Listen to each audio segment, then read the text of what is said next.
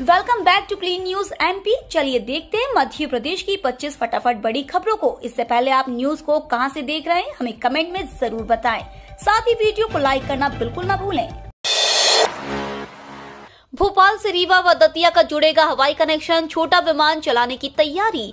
वर्ष 2023 में भोपाल से रीवा एवं दतिया तक सीधी उड़ान शुरू हो सकती है। भारत सरकार ने हाल ही में रीजनल कनेक्टिविटी को बढ़ावा देने के लिए उड़ान योजना शुरू की है। इसी के तहत दोनों शहरों को भोपाल से जोड़ने का प्रस्ताव है। एयरपोर्ट अथॉरिटी ने इन उड़ानों के संचालन के लिए फ्लाईविग को अधिकृत किया है। कंपनी अगले 6 माह के अंदर उड़ानें शुरू करेगी। इसके लिए नागर विमानन महानिदेशालय ने भी स्वीकृति दे दी है। रीवा में नया एयरपोर्ट बनाने का प्रस्ताव है। माना जा रहा है कि अगले 6 माह में यहां रनवे विस्तार हो जाएगा। इसके बाद विमानों की आवाजाही हो सकेगी। इसी उद्देश्य से एयरपोर्ट अथॉरिटी के मुख्यालय ने कंपनी को उड़ानें प्रारंभ करने के लिए 180 दिन का समय दिया है। इस रूट पर 19 सीटों वाला विमान चलाया जाएगा।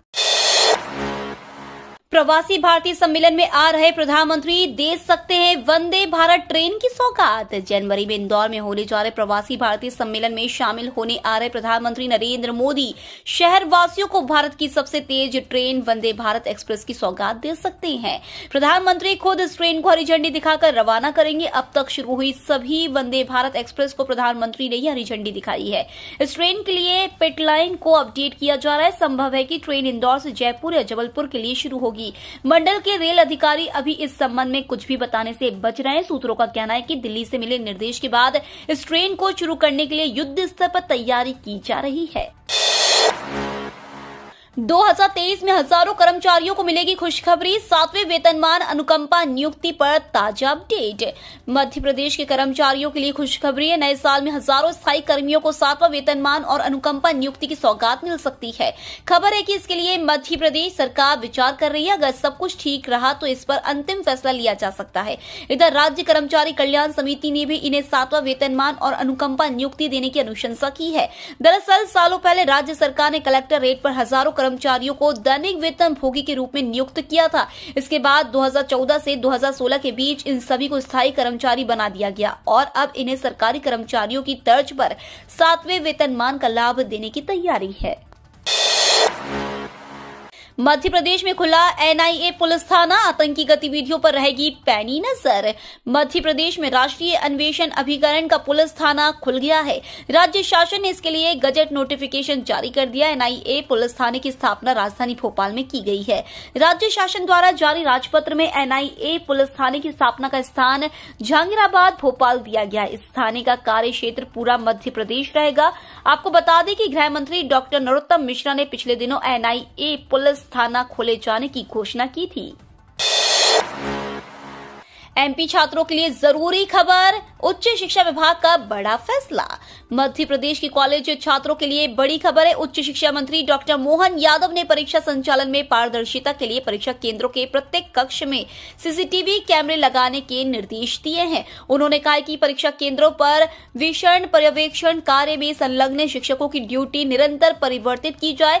मंत्री डॉक्टर यादव ने कहा कि संभाग, जिला एवं तहसील मुख्यालयों पर स्थित महाविद्यालयों में पदस्थ शिक्षकों की विषकीय कार्य के लिए ड्यूटी एक महाविद्यालय से दूसरे महाविद्यालय में लगाई जाए। एक वर्ष यदि किसी शिक्षक की ड्यूटी किसी महाविद्यालय में लगाई जाती है तो आगामी वर्ष उसी महाविद्यालय में उनकी ड्यूटी पुनः न लगाई जाकर अन्य महाविद्यालय में लगाई जाना सुनिश्चित हो। सुशासन के क्षेत्र में मध्य प्रदेश नंबर 1, सीएम शिवराज ने जताई प्रसन्नता। भारत सरकार द्वारा सुशासन के क्षेत्र में रैंकिंग के आधार पर मध्य प्रदेश को पहला और दूसरा स्थान प्राप्त हुआ है। केंद्र सरकार ने सुशासन दिवस पर गुड गवर्नेंस इंडेक्स में प्रदेश ने ये उपलब्धि हासिल की है। सुशासन को मापने के 4 आयाम होते हैं और उनमें से एक में मध्य प्रदेश को पहला स्थान प्राप्त हुआ है, वहीं बाकी में नंबर 2 पर है। इसे लेकर मुख्यमंत्री शिवराज सिंह चौहान ने प्रसन्नता व्यक्त की है। सीएम शिवराज ने कहा कि मुझे प्रसन्नता है कि सुशासन के क्षेत्र में भारत सरकार की रैंकिंग के आधार पर जो 4 आयाम है उनमें मध्य प्रदेश शीर्ष स्थान पर है। मध्य प्रदेश के लिए यह बड़ी उपलब्धि है। मैं पूरी टीम को बधाई देता हूं। सुप्रीम कोर्ट के निर्देशों के खिलाफ जाकर बढ़ाए जा रहे हैं बिजली के दाम। विद्युत नियामक आयोग पर देश की सर्वोच्च अदालत सुप्रीम कोर्ट के आदेश के उल्लंघन करने का आरोप लगा है। उन अधिकारों के लिए लड़ने वाले संगठन नागरिक उपभोक्ता मार्गदर्शक मंच ने आरोप लगाया है कि विद्युत नियामक आयोग ने हाल ही में जो बिजली टैरिफ बढ़ाने की याचिका स्वीकार की है वह सुप्रीम कोर्ट के निर्देशों के खिलाफ है। मंच ने इस मामले को लेकर हाई कोर्ट में याचिका दायर करने की बात भी कही है। मध्य प्रदेश विद्युत नियामक आयोग द्वारा हाल ही में बिजली कंपनियों की नई टैरिफ याचिका स्वीकार करते हुए विद्युत दरों को बढ़ाने पर जनसुनवाई की तारीख तय की है। आबकारी सिपाही भर्ती के लिए उम्र सीमा हुई 36 साल। आवेदन की लास्ट डेट आज 29 दिसंबर तक। मध्य प्रदेश के आबकारी विभाग में सिपाही पद पर नौकरी की चाह रखने वालों के लिए खुशखबरी है। मध्य प्रदेश सरकार ने 200 आबकारी सिपाही भर्ती के लिए उम्र सीमा और आवेदन की अंतिम तिथि भी बढ़ा दी है। यदि आप ओवर एज होने की वजह से आवेदन नहीं कर पाए थे तो अब मौका है। एमपी एक्साइज कांस्टेबल भर्ती 2022 के लिए अब आवेदन आज 29 दिसंबर तक कर सकते हैं। आबकारी सिपाही पद के लिए उम्र सीमा की बात करें तो इसे बढ़ा 36 साल कर दिया गया है। नए साल में एमपी व्यापम युवाओं को देगी नौकरी की सौगात। 2716 पदों पर होगी भर्तियां। व्यावसायिक परीक्षा मंडल मध्य प्रदेश में नौकरी की तलाश कर रहे युवाओं के लिए सुनहरा मौका है। इसके लिए एमपीपीबी ने ग्रुप 4 के तहत असिस्टेंट ग्रेड 3 स्टेनोटाइपिस्ट, स्टेनोग्राफर सहित कई पदों पर भर्ती के लिए आवेदन मांगे हैं। इच्छुक एवं योग्य उम्मीदवार जो इन पदों के लिए अप्लाई करना चाहते हैं तो आधिकारिक वेबसाइट पर जाकर आवेदन कर सकते हैं। इन पदों के लिए आवेदन प्रक्रिया की शुरुआत 6 मार्च 2023 होगी। यूजीसी के नए नियमों से शोधार्थियों को मिलेगा लाभ। नवंबर में विश्वविद्यालय अनुदान आयोग द्वारा पीएचडी के नियमों में संशोधन करने के बाद अब अन्य विश्वविद्यालयों ने भी इसे लागू करने की तैयारी शुरू कर दी है। इसी कड़ी में इंदौर का देवी अहिल्या विश्वविद्यालय भी इसे फरवरी में होने वाली प्रवेश परीक्षा से पहले लागू करने का फैसला किया है। इसके तहत अब 62 वर्ष आयु तक वाले प्राध्यापक पीएचडी गाइड बनेंगे और नए शोधार्थियों को पीएचडी करवाने में मार्गदर्शन देंगे। खास बात यह है कि बीते 15 साल में तीसरी बार गाइड को लेकर नियमों में संशोधन हुआ है। दरअसल आमतौर पर शिक्षकों के सेवानिवृत्ति होने की आयु 65 वर्ष निर्धारित है। ऐसे में कई शिक्षक 65 वर्ष होने तक पीएचडी सीट पर शोधार्थियों को रिसर्च करवाते रहते हैं, जिसका नतीजा यह होता है कि वे 65 में रिटायर हो जाती हैं और शोधार्थियों की पीएचडी अधूरी रह जाती है। मध्य प्रदेश में कोविड को लेकर चिंता की बात नहीं, सावधानी जरूरी। मध्य प्रदेश के स्वास्थ्य मंत्री डॉक्टर प्रभुराम चौधरी ने बुधवार को धार में कहा कि प्रदेश में कोविड को लेकर फिलहाल चिंता की कोई बात नहीं है। हमने जो मॉक ड्रिल की है उसमें सभी जगह बेहतर स्थिति मिली है। कुछ स्थानों पर जहां छोटी कमी सामने आई है उन्हें जल्द दूर कर लिया जाएगा। हमारे ऑक्सीजन प्लांट संचालित पाए गए हैं। दवा और आवश्यक उपकरणों की कोई कमी नहीं है। इसके पूर्व उन्होंने यहां पर जिला स्तर पर समीक्षा की। उन्होंने कहा कि प्रदेश में कोविड-19 को लेकर डरने की आवश्यकता नहीं है। जरूरी है कि हम कोविड के सामान्य नियमों का पालन करें। सीएम शिवराज की बड़ी घोषणा, खंगार समाज के शासकीय कर्मचारियों को मिलेगा ऐच्छिक अवकाश। मुख्यमंत्री शिवराज सिंह चौहान बुधवार को निवाड़ी में महाराज खेत सिंह खंगार की जयंती के अवसर पर आयोजित गरकुंडा महोत्सव में सम्मिलित हुए। यहां खंगार समाज के लोगों ने उनका मुकुट और पगड़ी पहनाकर स्वागत किया। इस अवसर पर सीएम ने कहा कि पगड़ी से बड़ा कोई दूसरा सम्मान नहीं है। मैं खंगार समाज को विश्वास दिलाता हूं कि इस पगड़ी का मान आपका सम्मान और खंगार समाज की शान कभी जाने नहीं दूंगा। इसी के साथ उन्होंने महाराजा खेत सिंह जी की जयंती के दिन खंगार समाज के शासकीय कर्मचारियों को ऐच्छिक अवकाश प्रदान करने की घोषणा भी की। हाई कोर्ट का अहम फैसला, रिटायर्ड कर्मचारी को दी बड़ी राहत। पेंशन और एरियर्स भुगतान के आदेश। मध्य प्रदेश हाई कोर्ट ने एक बार फिर कर्मचारी के हित में फैसला सुनाया है। जबलपुर हाई कोर्ट की न्यायमूर्ति नंदिता दुबे ने एक पूर्व बैंक मैनेजर को पेंशन एवं एरियर्स का भुगतान करने के आदेश दिए हैं। उन्होंने कहा कि जिस तारीख को मूल दंड दिया गया, संशोधित दंड भी उसी तारीख से माना जाएगा। जबलपुर की यूनियन बैंक से अनिवार्य रूप से सेवानिवृत्त सीनियर मैनेजर आनंद कुमार सेन की ओर से अधिवक्ता नित्यानंद मिश्रा ने पक्ष रखा। न्यायमूर्ति नंदिता दुबे की एकल पीठ ने एक मामले में यूनियन बैंक के अनिवार्य सेवानिवृत्ति प्राप्त सीनियर मैनेजर को मूल दंडादेश की तिथि से पेंशन का भुगतान करने के निर्देश दिए और कहा कि याचिकाकर्ता को पेंशन के एरियर्स का भी ब्याज सहित भुगतान किया जाए। मध्य प्रदेश के 19 नगरीय निकायों में मतदान 20 जनवरी को। मध्य प्रदेश राज्य निर्वाचन आयोग ने प्रदेश के 19 नगरीय निकायों का चुनाव कार्यक्रम बुधवार को घोषित कर दिया है। इसके साथ ही संबंधित निर्वाचन क्षेत्र में आदर्श आचरण संहिता प्रभावशील हो गई है। मतदान 20 जनवरी को सुबह 7 से शाम 5 बजे तक ईवीएम से कराया जाएगा। राज्य निर्वाचन आयुक्त बसंत प्रताप सिंह ने बताया कि 30 दिसंबर से चुनाव की सूचना का प्रकाशन किया जाएगा और नाम निर्देशन पत्र लेने का क्रम शुरू होगा, जो 6 जनवरी 2023 तक लिए जाएंगे। नाम निर्देशन पत्रों की जांच 7 जनवरी को होगी और 9 जनवरी तक अभ्यर्थी नाम वापस ले सकेंगे। इसी दिन चुनाव लड़ने वाले अभ्यर्थियों को निर्वाचन प्रतीकों का आवंटन भी किया जाएगा। मतगणना और चुनाव परिणाम की घोषणा 30 जनवरी को सुबह 9 बजे से की जाएगी। पश्चिमी विक्षोभ का दिखेगा असर, छाएंगे बादल, जनवरी से बदलेगा मौसम। नए साल से प्रदेश में कड़ाके की ठंड और कोहरे का असर दिखाई देगा। आज 29 दिसंबर को एक नया सिस्टम एक्टिव होगा, जिसका असर 31 दिसंबर तक रहेगा। अगले 24 घंटे के दौरान न्यूनतम तापमान में बदलाव और उसके बाद 2-3 डिग्री सेल्सियस की बढ़ोतरी की संभावना है। नए साल से फिर दिन और रात के तापमान में गिरावट आना शुरू हो जाएगी और ठंड बढ़ेगी। एमपी मौसम विभाग के अनुसार आज गुरुवार 29 दिसंबर को एक पश्चिमी विक्षोभ के उत्तर भारत में प्रवेश करने से तापमान में वृद्धि हो सकती है।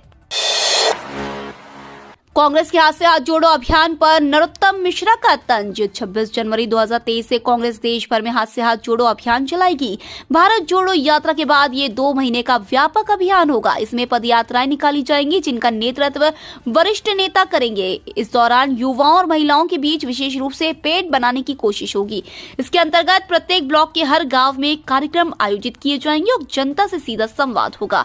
कांग्रेस के इस आगामी हाथ से हाथ जोड़ो अभियान को लेकर प्रदेश के गृह मंत्री नरोत्तम मिश्रा ने तंज कसा है। उन्होंने कहा कि कांग्रेस का हाथ जोड़ो अभियान तो पहले से ही उन्होंने शुरू कर दिया है। कमलनाथ जी ने विधानसभा से हाथ जोड़ लिए थे। अभी नेता प्रतिपक्ष ने कमलनाथ गुट के विधायक से हाथ जोड़ लिए और उन्होंने नेता प्रतिपक्ष से जोड़ लिए। संविदा स्वास्थ्य कर्मचारियों के आंदोलन को मिला कांग्रेस का समर्थन। मध्य प्रदेश में इन दिनों स्वास्थ्य विभाग के संविदा कर्मचारी नियमितीकरण की मांग को लेकर धरना प्रदर्शन कर रहे हैं। इस आंदोलन को कांग्रेस ने भी समर्थन दिया है और राज्य सरकार पर जमकर हमला बोला है। संविदा स्वास्थ्य कर्मचारियों का बीते एक पखवाड़े से राज्य में विरोध प्रदर्शन जारी है। इन कर्मचारियों की मांग है कि उन्हें नियमित किया जाए, साथ ही नियमित कर्मचारियों का न्यूनतम वेतन 90% व अन्य सुविधाएं दी जाए। इन कर्मचारियों के आंदोलन का कांग्रेस ने समर्थन किया है। हरी सब्जियां सस्ती होने से दालों की बिक्री पर पड़ा असर। हरी सब्जियों की आवक मंडियों में खूब होने के साथ साथ दाम काफी कम होने से दालों में ग्राहकी बेहद कमजोर बनी हुई है, जबकि मिलों के पास दालों का भरपूर स्टॉक बताया जा रहा है। इसके चलते मिले आवश्यकता पूर्ति के लिए दलहन की खरीदी कर रहे हैं।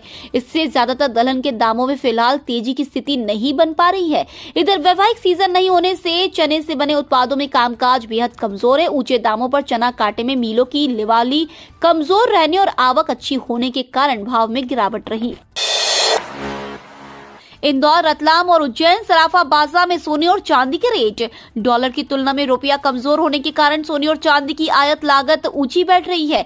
वहीं विदेशों में निवेशकों का रुझान बराबर बना हुआ है, जिसके चलते वायदा मार्केट में सटोरियों की सक्रियता से कामेक्स पर सोने और चांदी की कीमतों में एक तरफा बढ़त देखने को मिल रही है। कामेक्स पर सोना $8 उछलकर $1,806 प्रति औंस और चांदी 49 सेंट बढ़कर $24.22 प्रति औंस पर कारोबार करती देखी गई। इंदौर में 180 सैंपलों की जांच में कोई कोरोना संक्रमित नहीं मिला। कोरोना संक्रमण के नए खतरे के बीच इंदौरियों के लिए राहत भरी खबर है कि शहर में किसी भी व्यक्ति में कोरोना संक्रमण की पुष्टि नहीं हुई है। इस दिन इंदौर में 180 संदिग्ध सैंपलों की जांच की गई। इनमें से एक भी कोरोना की पुष्टि नहीं हुई है। वर्तमान में इंदौर में कोरोना के 2 मरीज उपचाररत हैं। इनकी स्थिति सामान्य बताई जा रही है। रोजगार मेले में प्रतिष्ठित कंपनियों में बेरोजगार युवाओं को मिलेगा रोजगार का अवसर। जिले में बेरोजगार युवाओं को रोजगार के अवसर मिल सके, इसके लिए रोजगार मेले आयोजित किए जा रहे हैं। इसी कड़ी में 1 दिवसीय लघु रोजगार मेले का आयोजन आज गुरुवार को किया जाएगा। रोजगार मेले के विभिन्न प्रतिष्ठित कंपनियों के प्रतिनिधि शामिल होंगे, जो युवाओं का चयन करेंगे। जिला रोजगार कार्यालय परिसर पोलो ग्राउंड में रोजगार मेले का आयोजन आज सुबह 10:30 बजे से दोपहर 3 बजे तक किया जाएगा। उप संचालक रोजगार PS मंडलोई ने बताया कि इस रोजगार मेले में निजी क्षेत्र की 500 से अधिक प्रतिष्ठित कंपनियां विभिन्न पदों पर भर्ती करेगी। नितिन गडकरी का ऐलान, टोल टैक्स के नियमों में होगा बदलाव, फास्टैग से नहीं कटेगा पैसा। पिछले कुछ समय से केंद्रीय परिवहन मंत्री नितिन गडकरी का वीडियो तेजी से वायरल हो रहा है। लोकसभा में बोलते हुए गडकरी ने कहा कि देश में जल्द 26 ग्रीन एक्सप्रेसवे बनाए जाएंगे। उन्होंने बताया कि टोल टैक्स के लिए भी नए नियम जारी किए जाएंगे। केंद्रीय मंत्री के वायरल हो रहे वीडियो में हाईवे पर सफर से जुड़े बदलावों के बारे में जानकारी दी गई है। परिवहन विभाग की तरफ से किए गए इन बदलावों का असर करोड़ों वाहन चालकों पर पड़ेगा। उन्होंने बताया कि ग्रीन एक्सप्रेसवे बनने के बाद दिल्ली से देहरादून और दिल्ली से हरिद्वार की दूरी 2 घंटे में तय की जा सकेगी। उन्होंने बताया कि दिल्ली से कटरा 6 घंटे और दिल्ली से जयपुर 2.5 घंटे में पहुंचा जा सकेगा। ग्रीन एक्सप्रेसवे बनने के बाद भारत सड़कों के मामलों में अमेरिका की बराबरी कर लेगा। केंद्रीय मंत्री ने यह भी बताया कि ग्रीन एक्सप्रेसवे बनने से टोल टैक्स वसूलने के लिए नियमों और टेक्नोलॉजी में भी बदलाव आएगा। ट्रेन में सफर करने वाली महिलाओं के लिए बड़ी खबर, रेलवे ने नियमों में किया बदलाव। महिलाओं के खिलाफ हो रहे अपराधों को रोकने के लिए रेलवे समय समय पर नए नियम बनाता है। इंडियन रेलवे ने रेलवे सुरक्षा बल के अधिकारियों से पिछले साल के दौरान महिलाओं के खिलाफ हुई अपराध की घटनाओं का डेटाबेस बनाने के दिशा निर्देश जारी किए हैं। रेलवे अधिकारियों ने महिला कोच पर कड़ी नजर रखने के आदेश दिए। इसके साथ ही अन्य कोच में सफर कर रही महिलाओं की सुरक्षा पर भी पूरा ध्यान दिया जाएगा। संदिग्धों पर नजर रखना और इसके साथ ही संवेदनशील स्थानों पर लगातार दौरा किया जाएगा। ट्रेन और रेलवे परिसर में बिना आइडेंटिफिकेशन के किसी भी कर्मचारी को जाने की परमिशन नहीं दी जानी चाहिए। इसके साथ ही मुफ्त वाईफाई इंटरनेट सेवाओं के जरिए पॉर्न देखने वाले लोगों पर कड़ी नजर रखने के आदेश दिए गए हैं। कोविड-19 की बूस्टर डोज ले चुके लोग नहीं ले सकेंगे नेजल वैक्सीन। भारत में नेजल वैक्सीन उन लोगों को नहीं दिया जाएगा जिन्होंने बूस्टर डोज ली है। नेजल वैक्सीन इन कोवैक्सीन को पिछले हफ्ते कोविन प्लेटफॉर्म पर पेश किया गया था। Doctor NK. अरोड़ा ने एनडीटीवी को बताया, यह पहले बूस्टर के रूप में अनुशंसित है। उदाहरण के लिए यदि किसी व्यक्ति को पहले से ही एहतियाती खुराक मिल चुकी है तो यह उस व्यक्ति के लिए नहीं है। यह उन लोगों के लिए है जिन्होंने अभी तक एहतियाती खुराक नहीं ली है।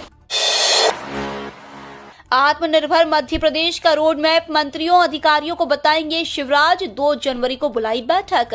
नववर्ष के आगाज के साथ ही मुख्यमंत्री शिवराज सिंह चौहान अपने मंत्रियों और अधिकारियों को मिशन 2023 के तहत आत्मनिर्भर मध्य प्रदेश का रोड मैप मंत्रियों और अधिकारियों को सौंपेंगे।